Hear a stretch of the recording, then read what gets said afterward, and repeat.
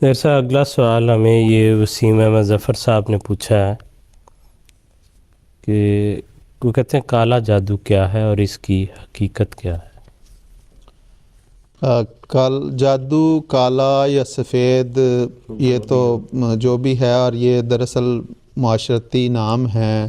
کسی نے کہا کہ کالا جادو وہ ہوتا ہے جو نقصان پہنچاتا ہے، تو جادو جو ہے وہ عام قسم کا جادو۔ تو بہرحال جادو کالا ہو یا سفید ہو، اگر اس قسم کا جادو جو عوام الناس میں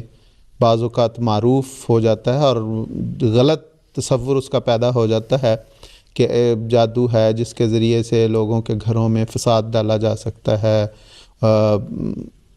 مخالف کو جو مد مقابل ہے اس کو نقصان پہنچایا جا سکتا ہے، تو اس قسم کے تصورات جو ہیں وہ بالکل غلط اور لغو ہیں، اور ایسا کوئی تصور اسلام میں نہیں پایا جاتا۔ اس لیے اس سے تو بالکل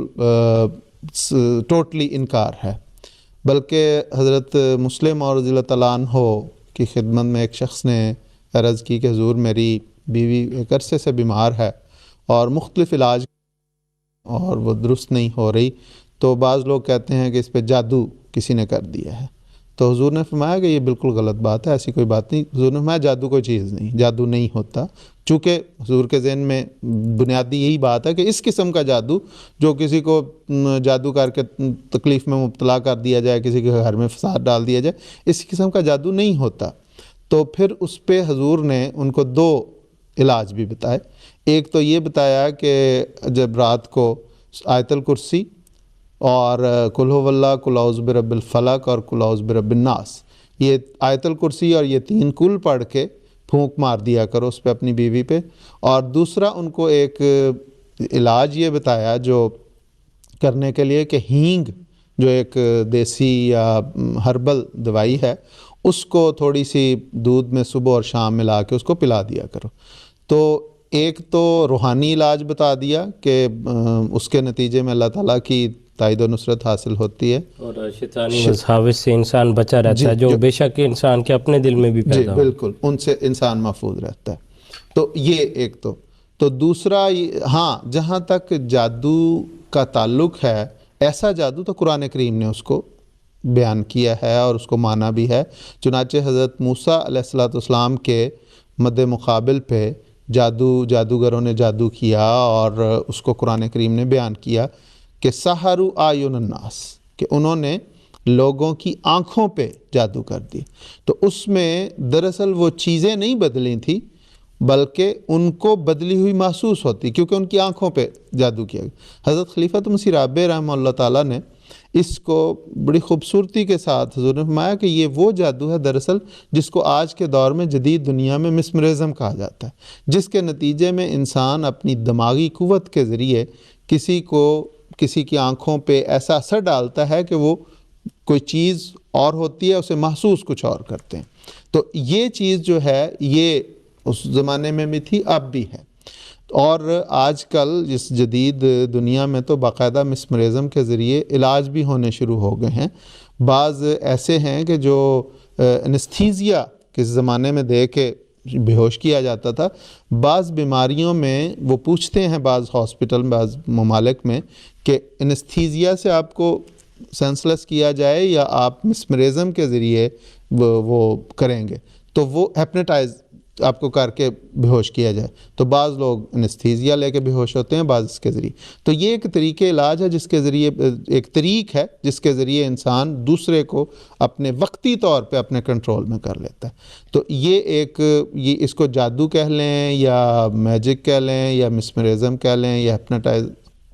ہیپناٹزم کہہ لیں، یہ وہ ہے۔ اس میں حضرت خلیفۃ مسیح رابع رحمہ اللہ کا ایک بڑا خوبصورت اقتباس ہے، وہ میں چاہوں گا کہ یہاں پہ پڑھ دوں، جس میں پھر اس کی ایک وضاحت بھی آ جائے گی، جس میں احادیث کی بھی وضاحت اس میں آ جاتی ہے کہ بعض احادیث میں بھی ہے کہ حضرت عائشہ کی روایت ہے، بخاری میں ہے کہ حضور صلی اللہ علیہ وسلم پر نعوذ باللہ جادو ہوا تھا، تو اس کی بھی وضاحت اس میں آ جاتی ہے۔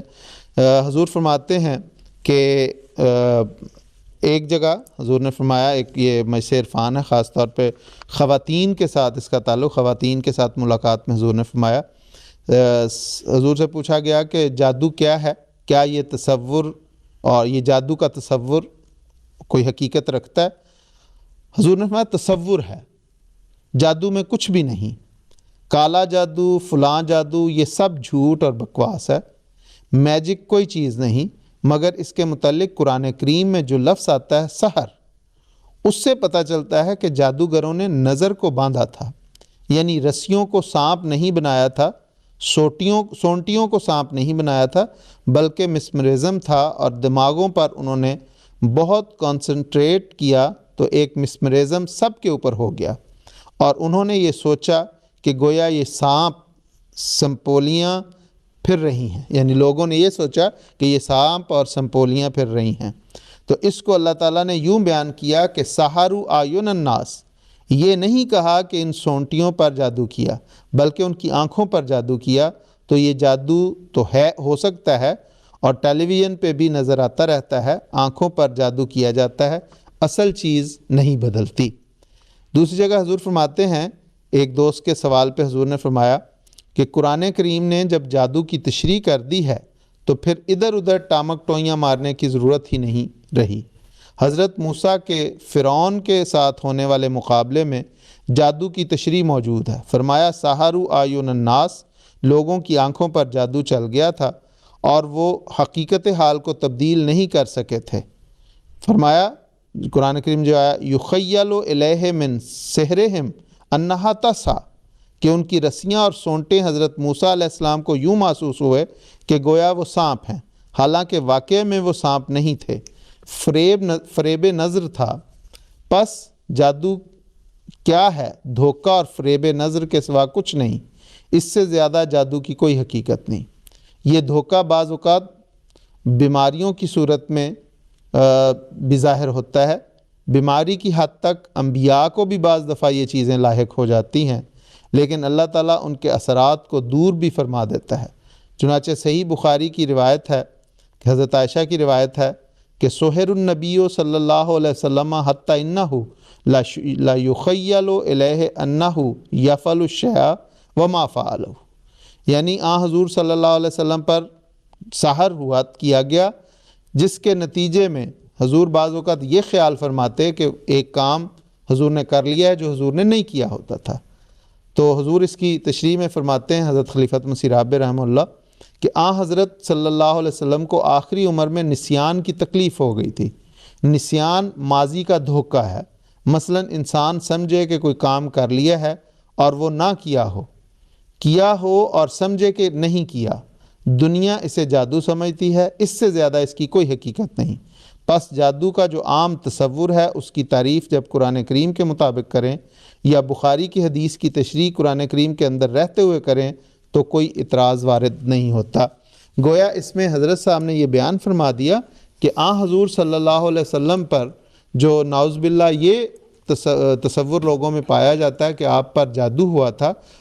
یہ غلط ہے۔ حضور بڑھاپے کی وجہ سے ایسی بیماری میں مبتلا ہو گئے تھے جو عام طور پہ ایک نسیان کی ہو جاتی ہے، تو اس کو اس زمانے میں چونکہ بعض اوقات اس کی پوری طرح سمجھ نہیں تھی تو اس کو دیکھنے والے نے یہ سمجھا کہ گویا وہ تصور جو معاشرے میں پایا جاتا ہے وہ جادو کا ہے۔ لیکن چونکہ قرآن کریم نے اس چیز کو بڑی وضاحت سے بیان فرمایا ہے کہ جادوگر جو ہیں وہ کبھی کامیاب نہیں ہو سکتے۔ واضح طور پہ قرآن کریم نے جہاں پہ حضرت موسیٰ کا وہ واقعہ بیان فرمایا وہاں فرمایا لا یفلح الساحر حیث اتی، جہاں سے مرضی وہ آ جائے وہ کبھی کامیاب نہیں ہوتا۔ خدا کے انبیاء کامیاب ہوا کرتے ہیں، اور حضور صلی اللہ علیہ وسلم تو تمام انبیاء سے بڑھ کے نبی تھے۔ آپ کی قوت قدسیہ ایسی تھی کہ جو تمام انبیاء سے بڑھ کے تھی، اس لیے جادو کا اس حد تک تطبیق کہ ایک بیماری کا اثر تھا، اس سے بڑھ کے اور نہیں۔ یعنی اگر موسیٰ علیہ السلام پر کامیاب نہیں ہوئے تو خاتم النبیین پر کیسے کامیاب ہو سکتے ہیں؟ بالکل۔ اور حضور نے یہ بھی اس کی وضاحت فرما دی تھی کہ جو ہے حضور صلی اللہ علیہ وسلم کو جو زہر دیا گیا تھا، دراصل اس کا جو ظاہری اثر تھا، جسمانی اثر تھا، وہ تو کسی چیز کا بھی ہر انسان پر ہوتا ہے، تو اس کے نتیجے میں جو ذہول تھا، جو بھولنے کا اثر تھا، وہ ہلکا سا حضور صلی اللہ علیہ وسلم پر ہوا تھا۔ اور جہاں تک وہ یہودیوں کا یہ پھیلانا تھا کہ گویا ہم نے جادو کر دیا، تو حضور صلی اللہ علیہ وسلم کو غالب اللہ تعالیٰ نے دکھایا کہ حضور صلی اللہ علیہ وسلم کو اللہ تعالیٰ نے خبر دی کہ یہودی یہ جو لوگ کہتے ہیں کہ ہم نے جادو کیا، تو ان کو یہ بتا دو کہ وہ فلاں کنویں میں جا کے تمہارے جو ٹونے ٹوٹ کے پڑے ہوئے ہیں وہ وہاں پر پڑے ہوئے ہیں، اللہ تعالیٰ نے مجھے خبر دے دی، اور صحابہ نے جا کے وہ وہاں سے نکالے۔ تو اس لیے جو بالادستی تھی وہ حضور صلی اللہ علیہ وسلم کی تھی، اور کوئی جو کسی قسم کا جو جادو ہے ان پر وہ اثر نہیں کیا اور نہ کر سکتا تھا۔ اور پھر مجھے یاد ہے کہ استاذ المکرم جناب مشرف خالم صاحب نے یہ بیان کیا تھا کہ اگر انبیاء کے تعلق میں ہم یہ بات مان لیں تو پھر تو ساری شریعت جو ہے وہ جو ہے محل نظر ہوگی، محل شک ہوگی کہ اس میں جی نہ جانے کس وقت جو ہے وہ جادو کے اثر میں کوئی بات ہوئی ہے اور کس وقت جو ہے وہ حقیقتاً شرعی حکم تھا۔ تو اس لیے یہ ساری باتیں جو ہیں اس طرح ممکن ہی نہیں، اور جو عملی حالت ہے جادوگروں کی وہ بھی اس کا بڑا واضح ثبوت ہے، جو دنیا کے مسائل حل کرتے پھرتے ہیں اور خود بیچارے جو ہے کسی چوک میں کسی جگہ کوئی جو ہے وہ فٹ پاتھ پہ وہ رکھ کے بیٹھے ہوئے ہیں کہ ہم سے آ کے قسمت کا حال پوچھ لو، ہم سے آ کے جو ہے وہ فلاں اپنا کاروبار ٹھیک کروا لو اور فلاں کا بگاڑ دو۔ وہ بیچارہ خود ہی اپنا کیوں نہیں کر لیتا؟ وہ خود کیوں مارا پھرتا ہے کہ چند ٹکوں کے لیے دنیا کی قسمت بدلتا ہے، تو اپنی قسمت کیوں نہیں وہ بدل لیتا؟ یا اپنے جو اس کے اگر اپنی نہیں تو اپنی اولاد کی بدل لے، اپنے عزیز رشتہ داروں کی بدل لے، اپنے جہاں علاقے میں رہتا ہے وہاں پر ایسی فراوانی آ جائے، کچھ بھی نہیں ہوتا، ساری عمر اسی طرح دھکے کھاتے ان کی گزر جاتی ہے۔ تو اس لیے یہ دھوکہ اور دھوکے پر دھوکہ ہے، اس کے علاوہ کچھ نہیں۔ ایک اور بھی تھوڑا سا جو اضافہ کر لیں ہم اگر، تو بہت خوبصورت کہ جادوگر کی اپنی کوئی بیس نہیں ہوتی۔ قرآن کریم کی کو جب ہم